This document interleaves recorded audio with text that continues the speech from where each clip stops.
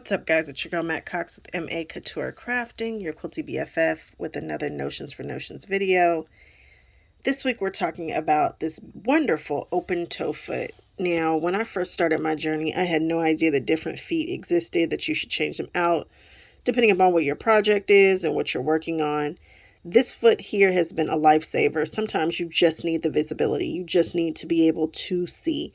And this enables us to do that. So whenever I'm doing applique or decorative stitches, I'm probably using this foot because my visibility is like 100% here. I can totally see it. So I really like this foot. I'm just doing a simple, I don't know, zigzag or curve. I've seen people use this as a quilting design a lot lately, and they'll just run this parallel to itself. And it comes out really cute. It's just another way to do straight line quilting without actually doing straight line quilting. And of course, this foot has that little center notch right there in the center.